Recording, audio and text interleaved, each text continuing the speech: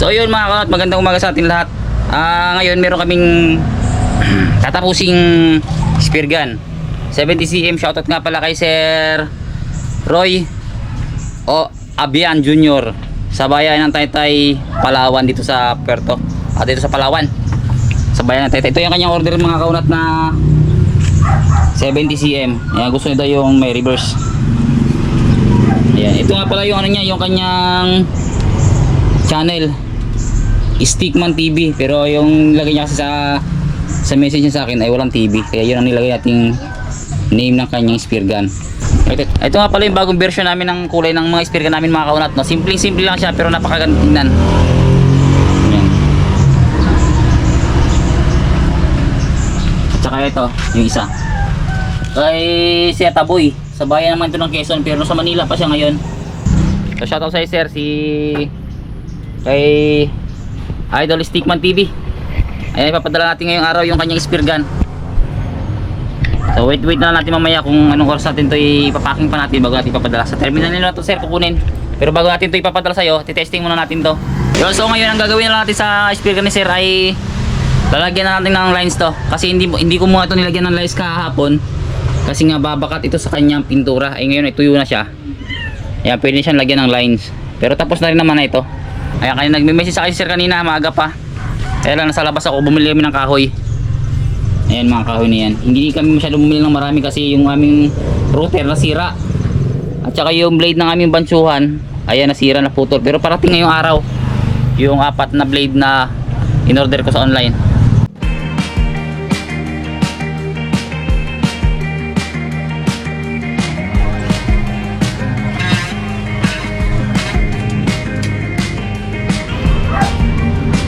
So yun sir, kay Idol Stickman, okay na yung spear gun. May lines na rin. Ngayon papakita ko lang sa iyo sir kung paano natin ikakabit yung lines mo. Ayan. So sa mga video natin dyan, marami tayong mga video na kung paano natin kinakabit yung lines ng mga spear gun.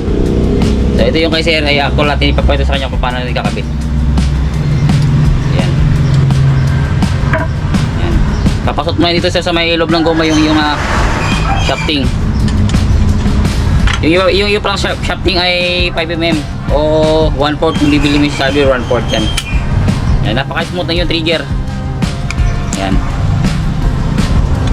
Hawakan mo dito yan sir sa may tali.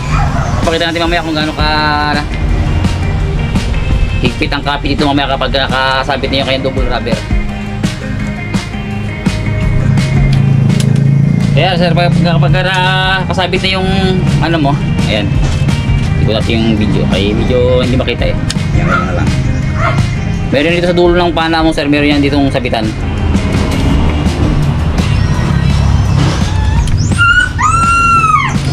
Ayan, so kailangan nakaganyan yung dulo niyan. Sa ilalim niya meron din yan na pin. Kapag ganyan lang yan. Tapos dito na kagad sa kabila, sa may pocket niya dito. Saka pa ilalagay sa kanya may naka reverse sa trigger niya. Tatlong ikot lang yan sir. Yung running shoot ng tali mo sa pana mo ay 350cm. Kung hindi masyado mahilap yung isa dyan sa inyo sa umaga sa Taytay, pwede ito pang araw.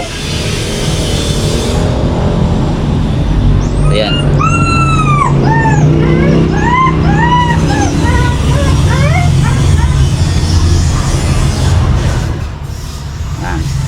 Dapat ganyan. Tatlong ikot lang, tatlong balik lang naman ito sir yung yung lines mo. Sa yung mechanism trigger. Ayan, okay yan sir.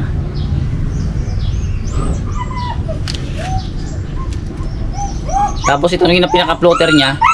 Yan, umunat dyan, hindi putol yung tali mo dyan. Naka lang yan, naka baloktot lang sa loob ng rubber para maunat-unat mo siya. Para umabot dito sa yung line release o sa reverse ng iyong trigger.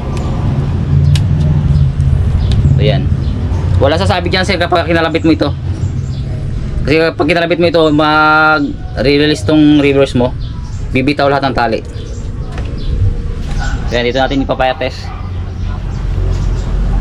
Napakita ko lang sa iyo sir kung ano yung tamang pagsabit ng rubber. Siguro baka alam mo na rin ito, pero ipapakita lang natin dito para sa mga ibang manonood ano nila, malaman nila kung paano ang pagkakabit ng rubber na hindi nakapilipit, hindi na siya nakaganyan. Yung kung saan ba mauuna, kung ito ba yung nasa taas o yung sa pangalawa. So yan ang mauuna niyan talaga, itong sa unahan. Dito sa sasabit sa unang shark fin.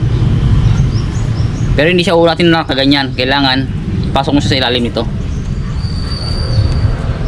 Yan, nakapaganyan siya. Ito ang hahatakin. Ito yung mauuna.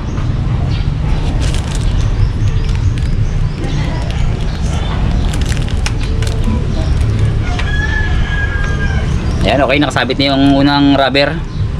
Rubber mo pala sir ay 14mm.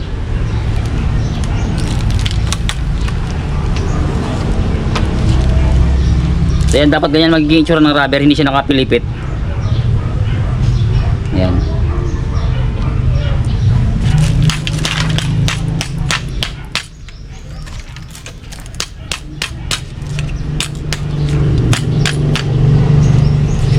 Sa sir, goods na goods yung ano, yung trigger. Hindi talaga bibitaw yan hangga't di mo kakalabitin yung gatilyo niya.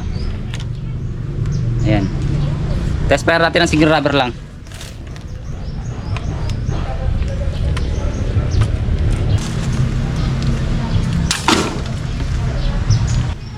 So yan, goods na goods.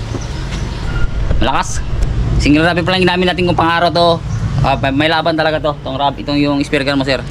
So yung mga kaunat no, salamat sa patuloy na sumusubaybay sa EG Spear Fishing Palawan. Meron na nga pala tayong mga bagong ilalabas na mga klase ng spear gun. Yung tinatawag nilang rat-rat o kasa-kasa. Ay nagsisimula na kaming gumawa kasi marami nag-message sa akin na kung meron daw tayong kasa-kasa o rat-rat. Yung meron akong in-upload dyan na video na nag-cutting kami ng wood para sa kasa-kasa o rat-rat na na spear gun. Mag-message lang kayo sa Facebook page natin, Algin Habunilio o Kaunat, o kaya dito sa ating YouTube channel, EG Spear Fishing Palawan. Sa mga gustong magpagawa sa kaunat na mga spear gun. At saka pala sa susunod na video natin, gagawa tayo ng tutorial kung paano tayo gumagawa, nagpipintura ng ating bagong version ng pagpipintura ng pana. So yan, salamat na napakarami sa inyo. Patuloy kayong sumabaybay sa kaunat. Medyo madalang lang tayong nakakapag-upload kasi masyado na nabibisi at saka ang tagal mag-edit. Yan, pasubscribe na lang sa YouTube channel natin, EG Spear Fishing Palawan, lalo sa mga taga Palawan.